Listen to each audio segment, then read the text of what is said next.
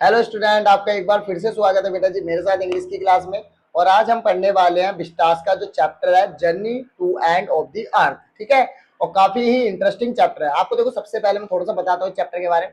जैसे आपने देखा होगी, आजकल हमारी ह्यूमन एक्टिविटीज बहुत ज्यादा इन्वायरमेंट को इफेक्ट कर रही है, या हमारी ग्लोबल वार्मिंग वगैरह जो है, ठीक है, ये सब चीजें क्या कर रही है, हमारे इन्वायरमेंट को इफेक्ट कर रही है। ठीक, तो ये जो इफेक्ट हो रहा है ये कुछ पर्टिकुलर जगहों पर ज्यादा दिखाई दे रहा है। जैसे कि हमारा एक प्लेस है, ठीक, जिसे हमारे अर्थ के मतलब अर्थ का एंड भी माना जाता है, जिसका नाम है अंटार्कटिका। अंटार्कटिका कॉन्टिनेंट आप जैसे कि जानते ही हो, कॉन्टिनेंट का नाम तो आपने सुना ही होगा।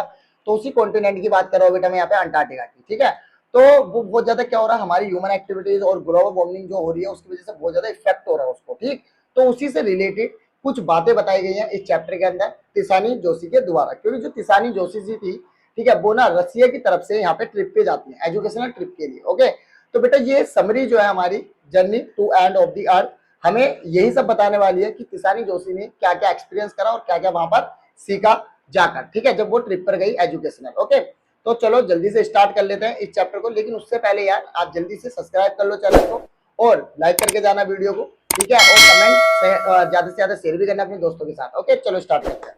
तो देखो, journey to end of the earth जो ये समरी है बेटा, ये हमें कुछ हेल्प करेगी कुछ चीजों को डिटेल में जानने में। जैसे कि देखो, हमारे ऑथर का एक्सपीरियंस क्या रहा जब वो अंटार्कटिका गई, ठीक है, उसके बारे में पता चलेगा। और वो अंटार्कटिका जर्नी करने गई थी, घूमने गई थी। और आपको मैं बता देता हूँ जर्नी कहाँ की करने गई थी, वो अंटार्कटिका, जैसे कि मैं अभी 4-5 बार आपको बता चुका हूँ।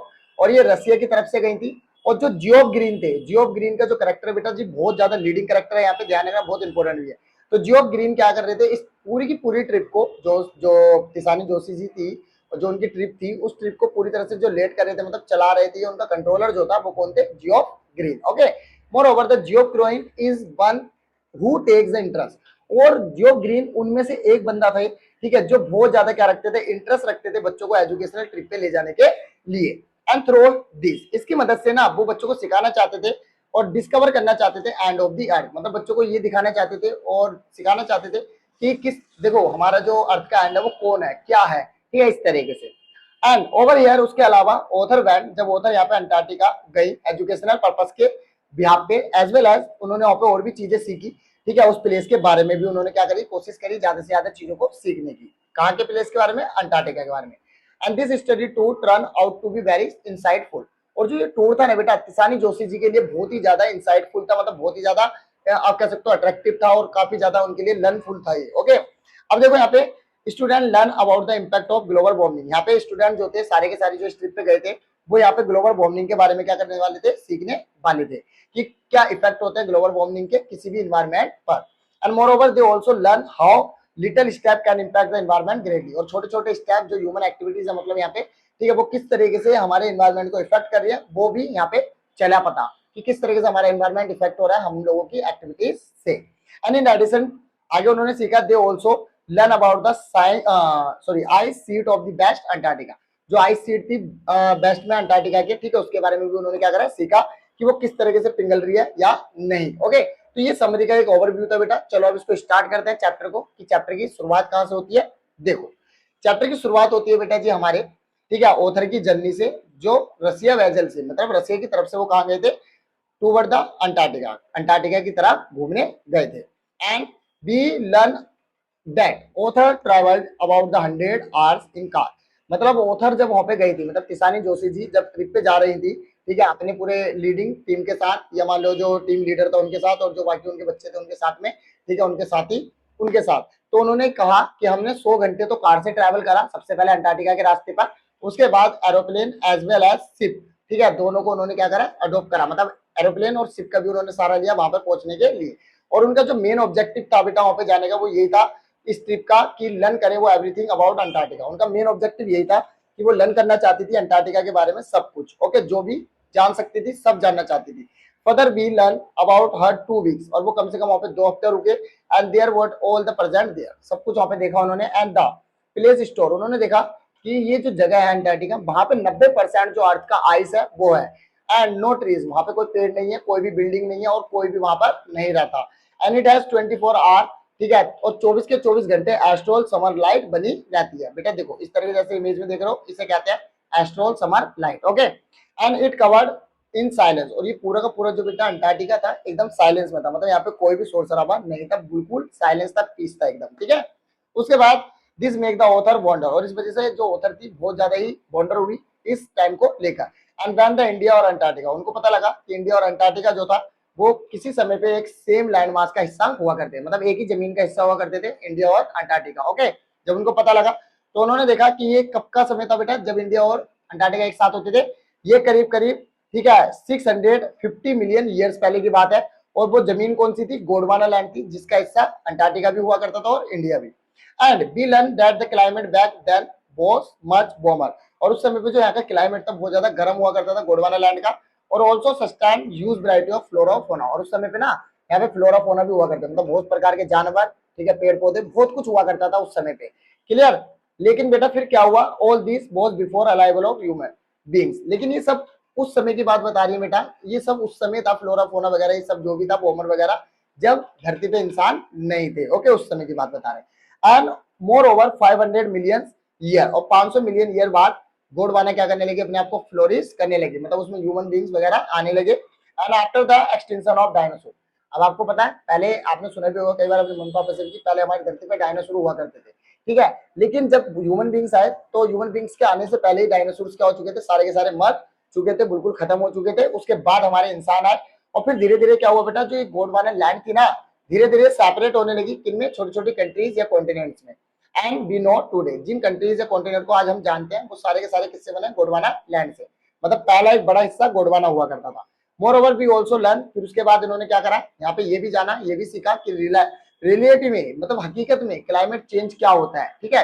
And similarly author believe, author को विश्वास हुआ कि स्टडी इंपैक्ट क्लोजली, ऑथर ने सोचा कि मैं इसको क्लोजली क्या करूं, स्टडी करूं, and must make the visit to Antarctica, ठीक है, कि मतलब ज्यादा से ज्यादा, ताकि मैं ऐसा करूं, इतना क्लोजली जानूं, ताकि लोग बात क्या करें, यहाँ पे आने की कोशिश करें और जाने की क्या होता है ऐसा, ठीक है।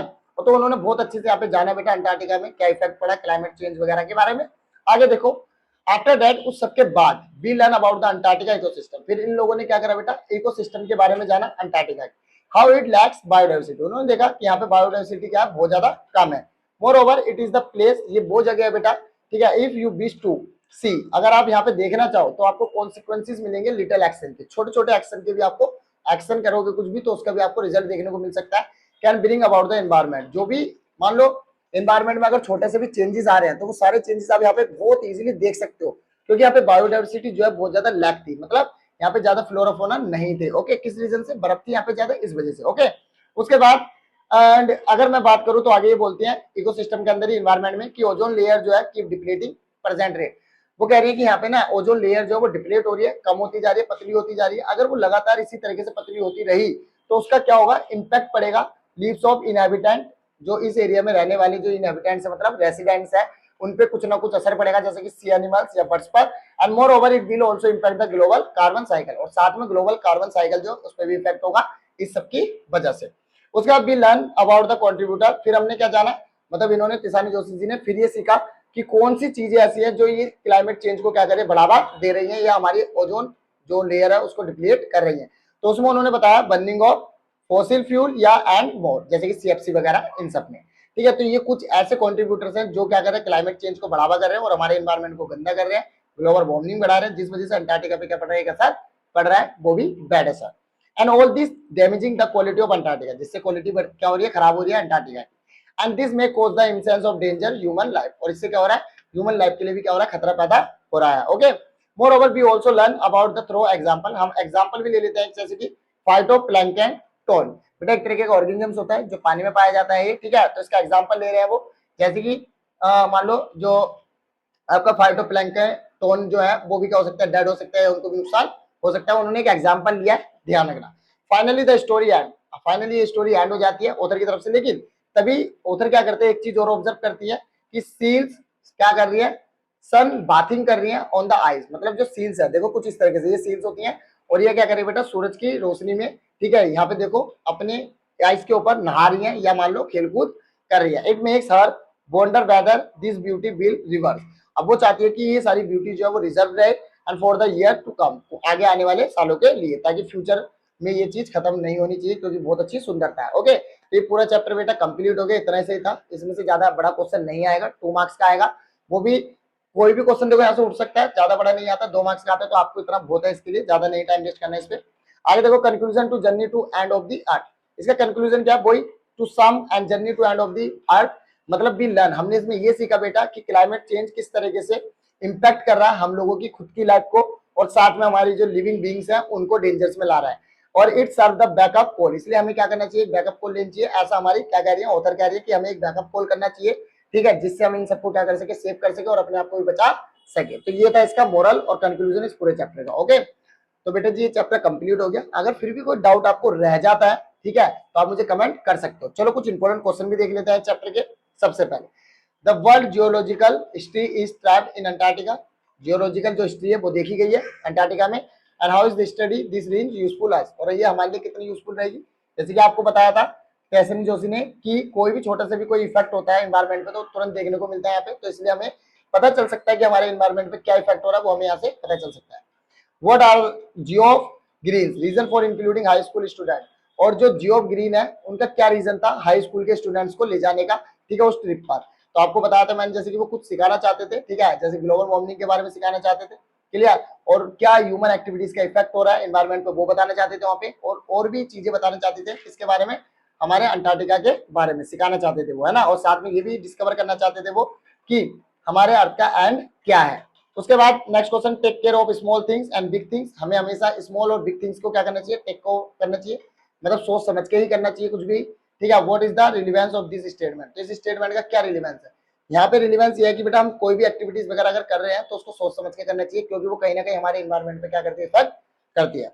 आगे, व्हाई इज द अंटार्कटिका, ठीक है, the place to go to and to understand the earth present past future, और हमें क्यों जाना चाहिए अंटार्कटिका पे और किस तरीके से हम उससे प्रेजेंट पास्ट और फ्यूचर को जान सकते हैं। क्योंकि देखो प्रेजेंट में हमें पता लग रहा है कि वहां पे क्या नुकसान हो रहा है, पास्ट कैसा था वो पहले, है ना, और देन फ्यूचर कि फ्यूचर में क्या हो सकता है उसकी वजह से वो हमें वहां पे दिखा देगा। ओके, चलो बेस्ड ऑन द चैप्टर, आपको चैप्टर के बेस पे 3 कॉन्सिक्वेंस बताने हैं ग्लोबल वार्मिंग के, मतलब कोई भी 3 इफेक्ट बता देना बेटा, जैसे कि डिप्लीटिंग ओजोन।